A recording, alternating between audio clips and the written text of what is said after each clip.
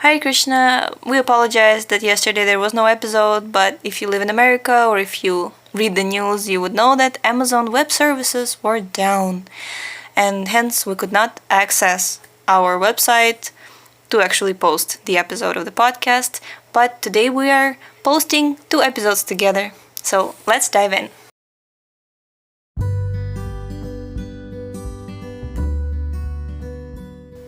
Hare Krishna, so we are continuing reading this beautiful book called Raja Vidya, the King of Knowledge, by His Divine Grace Srila A.C. Bhaktivedanta Swami Prabhupada, page number 17. It is not that we should simply take things from Krishna and offer him nothing. Everyone is taking something from God, so why not give anything, something? We are taking from Krishna so much light, air, food, water, and so on. Unless these resources are supplied by Krishna, no one can live. Is it love to simply keep taking and taking and taking without ever offering anything in return? Love means taking and giving also. If we just take from someone and give him nothing in return, that is not love, it is exploitation. It is not that we should just continue eating without ever offering anything to Krishna. In Bhagavad Gita, Krishna says, Patram pushpam phalam toyam yomi bhaktya prayachati tadaham bhaktyupahritam Ashnami prayatatmanaha yat karoshi yadashnasi yat juhoshi tadasiyat yat tapasyasi kaunteya tat kurushva madarpanam.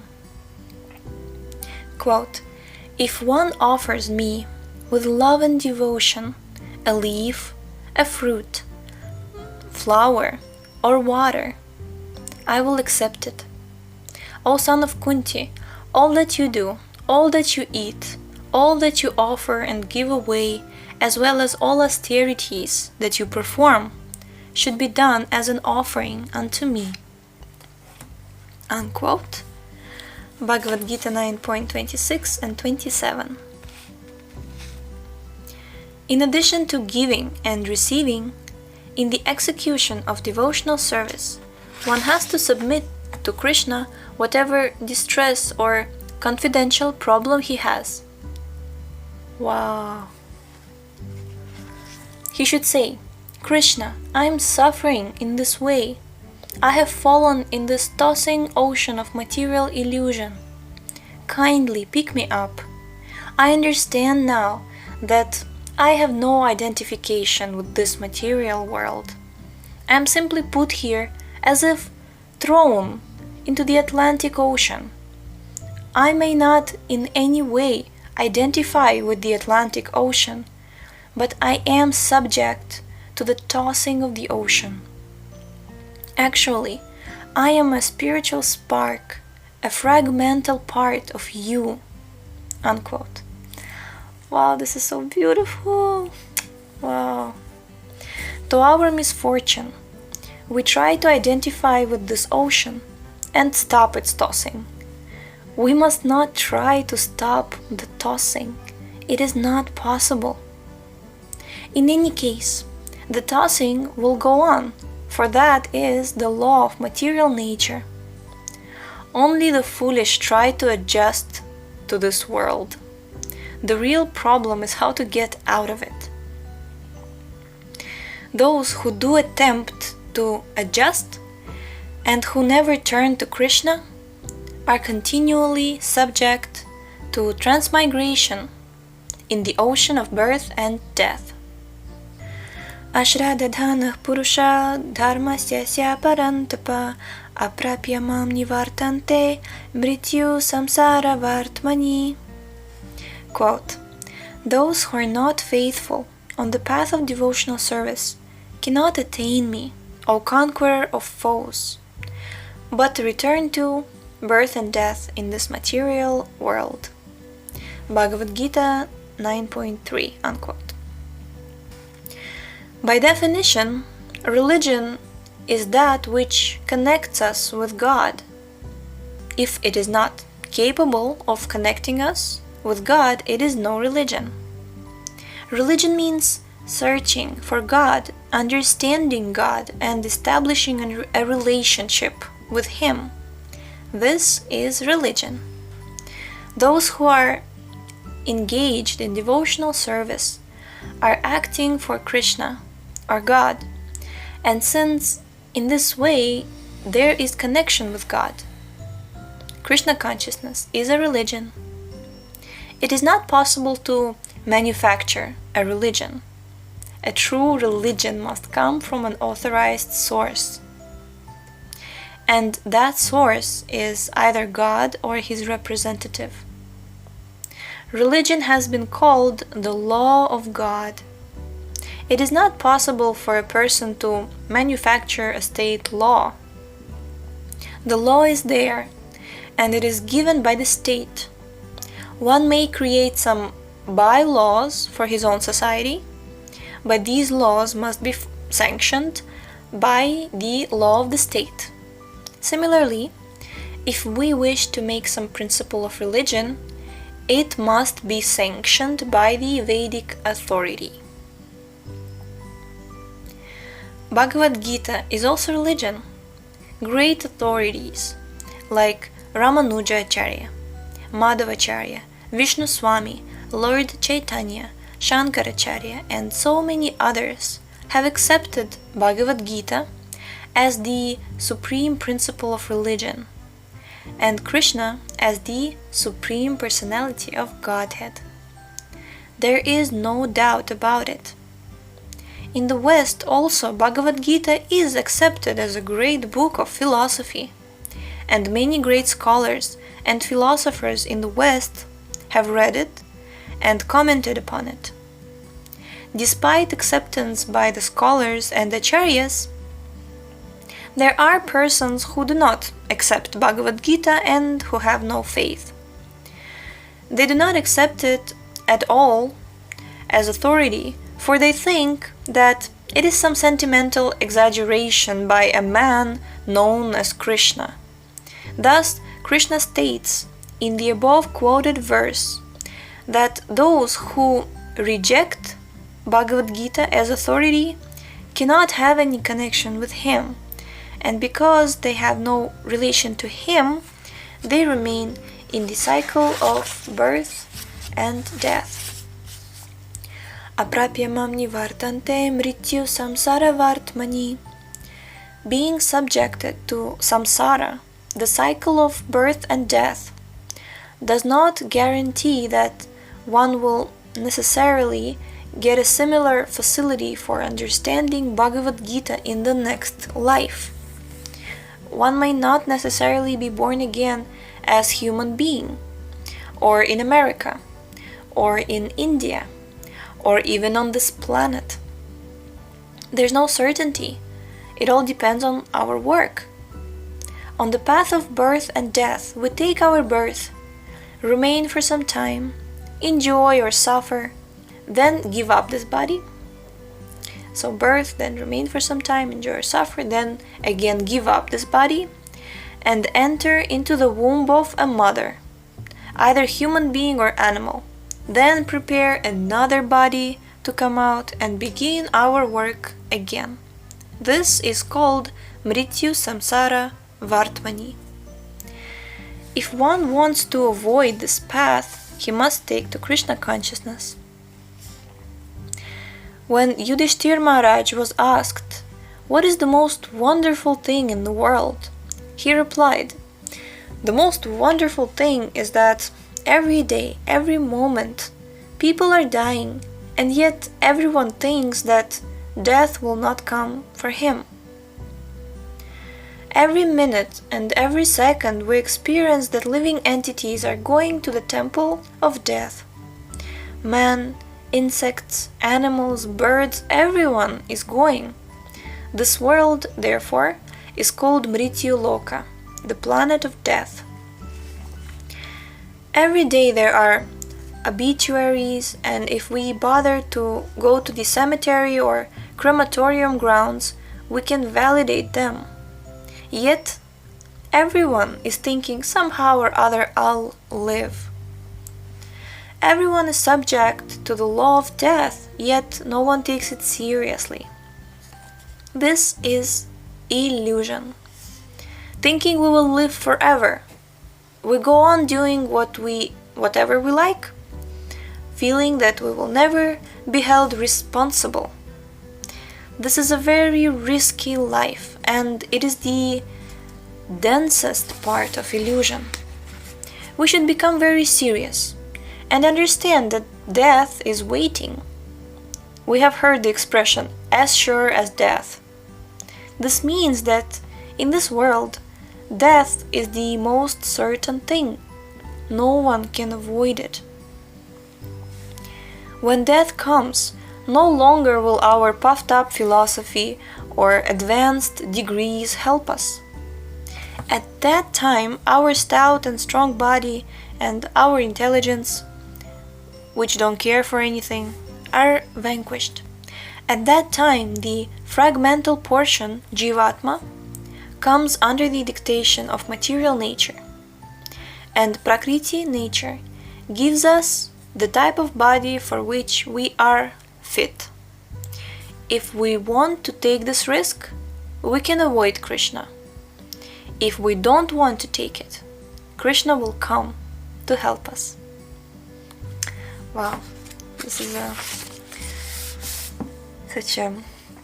such a strong and powerful conclusion of the second chapter. So we shall begin the third chapter tomorrow, and it's called Knowledge of Krishna's Energies. So thank you so much for tuning in today, and the link to this book is in the description, and we shall see you next time. Hare Krishna.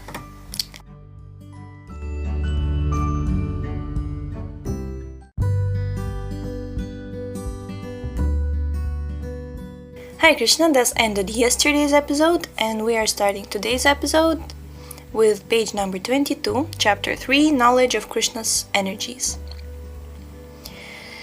It may be noted at this point that the 9th chapter of Bhagavad Gita is especially meant for those who have already accepted Sri Krishna as the Supreme Personality of Godhead. In other words, it is meant for his devotees. If one does not accept Sri Krishna as the Supreme, this 9th chapter will appear as something different from what it actually is. As stated in the beginning, the subject matter of the 9th chapter is the most confidential material in the entire Bhagavad Gita. If one doesn't accept Krishna as the Supreme, he will think the chapter will be a mere exaggeration. This is especially the case with the verses dealing with Krishna's relationship with his creation. Maya tatam idam sarvam jagada vyakta murtina matsthani sarva bhutani nachaham teshvavasthitaha. Quote, by me, in my unmanifested form, this entire universe is pervaded. All beings are in me, but I am not in them. Unquote, Bhagavad Gita 9.4. The world which we see is also Krishna's energy, his Maya. Here, Maya means by me, as if one says, this work has been done by me. This by me doesn't mean that he has done his work and has finished or retired. If I start a large factory and I say, the factory was started by me, in no case should it be concluded that I am lost or in any way not present. Although a manufacturer may refer to his products as being manufactured by me, it does not mean that he personally created or constructed his product, but that the product was produced by his energy. Similarly, if Krishna says, whatever you see in the world was created by me, we are not to suppose that he is no longer existing. It is not very difficult to see God everywhere in his creation, for he is everywhere present. Just as in the Ford factory, the workers see Mr. Ford in every corner, those who are conversant with the science of Krishna can see him in every atom of the creation. Everything is resting on Krishna. Mat sthani sarva bhutani. But Krishna is not there. Na chaham tesh vavasthitaha. Krishna and his energy are non-different, yet the energy is not Krishna. The sun and the sunshine are not different, but the sunshine is not the sun. The sunshine may come through our window and enter into our room, but this is not to say that the sun is in our room. The Vishnu Purana states, Parasya Brahmana Shakti. Parasya means supreme, Brahmana means absolute truth, and Shakti means energy. The energy of the Supreme Absolute is everything, but in that energy, Krishna is not to be found. There are two kinds of energy, material and spiritual. Jivas, or individual souls, belong to the superior energy of Krishna, but because they are prone to be attracted to the material energy, they are called marginal energy. But actually, there are only two energies. All of the planetary systems and the universes are resting on the energies of Krishna. Just as all the planets in the solar system are resting in the sunshine, everything within the creation is resting on Krishna shine. Jai! Wow, that's beautiful. All of these potencies of the Lord give pleasure to a devotee, but one who is envious of Krishna rejects them. When one is a non-devotee, the statements of Krishna seem to be so much bluff, but when one is a devotee, he thinks, oh, my Lord is so powerful. He says, oh, my Lord is so powerful. And he becomes filled with love and adoration, affection, love and affection. You see, I have these things like, oh my means God. Sorry. So, oh my Lord is so powerful, and he becomes filled with love and adoration. Non-devotee thinks that because Krishna says, I am God, they and everyone else can say the same. But if asked to show their universal form, they cannot do it. That is the difference between a pseudo-God and the real God. Krishna's pastimes cannot be imitated. Krishna married over 16,000 wives and kept them nicely in 16,000 palaces. But an ordinary man cannot even keep one wife nicely. It is not that Krishna just spoke so many wonderful things, he also acted wonderfully. We should not believe one thing that Krishna says or does and reject another. If belief is there, it must be full belief. In this regard, there's a story of Narada Muni, who was once asked by a Brahmana, "Oh, you are going to meet the Lord? Will you please ask him when I'm going to get my salvation?" "All right," Narada agreed, "I shall ask." As Narada proceeded, he met a cobbler who was sitting under a tree mending shoes, and the cobbler similarly asked Narada, "Oh, you are going to see God. Will you please inquire of him when my salvation will come?" When Narada Muni went to the Vaikuntha planets, he fulfilled their request and asked Narayana, God, about the salvation of the Brahmana and the cobbler. And Narayana replied, "After leaving this body, the cobbler shall come here to me." "What about the Brahmana?" Narada asked. "He will have to remain there for a number of births. I do not know when he is coming." Narada Muni was astonished, and he finally asked, "I can't understand the mystery of this." "That you will see," Narayana said. "When they ask you what I am doing in my abode, tell them that I am threading the eye of a needle with an elephant." When Narada returned to earth and approached the Brahmana said, "Oh, you have seen the Lord? What was he doing?" "He was threading an elephant through the eye of a needle," Narada answered. "I don't believe such nonsense," the Brahmana replied. Narada could immediately understand that the man had no faith, and that he was simply a reader of books. Wow, look at that. Look at that. So you can have, wow, this is beautiful. I've heard this story, of course, like many times, but this particular thing that Narada Muni understood, that he was just simply a reader of books, right? Because if someone is a reader of books, you may think they know everything and they may have faith in God, but actually it's not so. So, Jai, okay. Narada then left and went on to the cobbler, who asked him, "Oh, you have seen the Lord. Tell me, what was he doing?" "He was threading an elephant through the eye of a needle," Narada replied.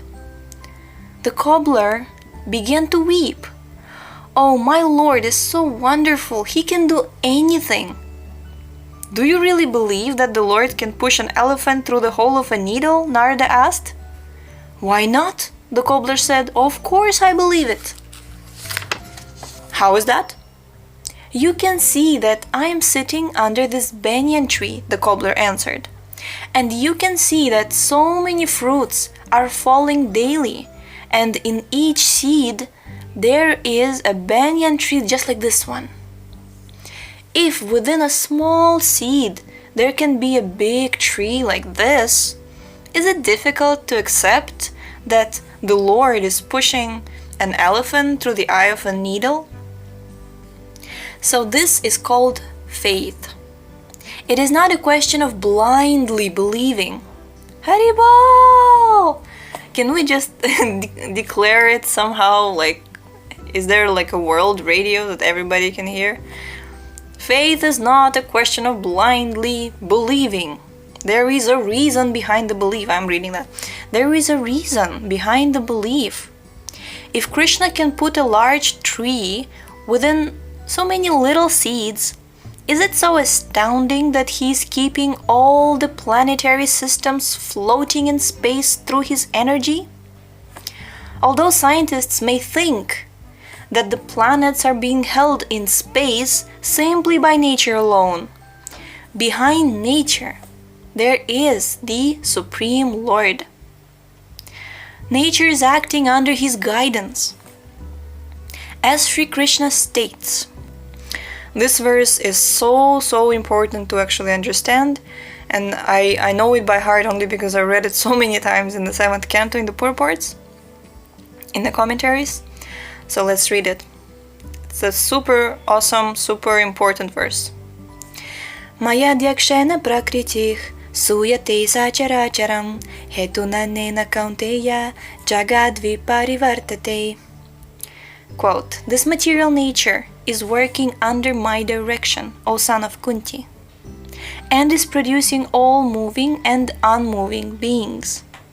By its rule, this manifestation is being created and annihilated again and again." Unquote. Bhagavad Gita 9.10. Maya Dyakshena means under my supervision. Material nature cannot act so wonderfully unless the Lord's hand is behind it. We cannot give any example of material things automatically moving. Matter is inert, and without the spiritual touch, there is no possibility of its acting. Matter cannot act independently or automatically. Machines may be very wonderfully constructed, but unless a man touches that machine, it cannot work. And what is that man?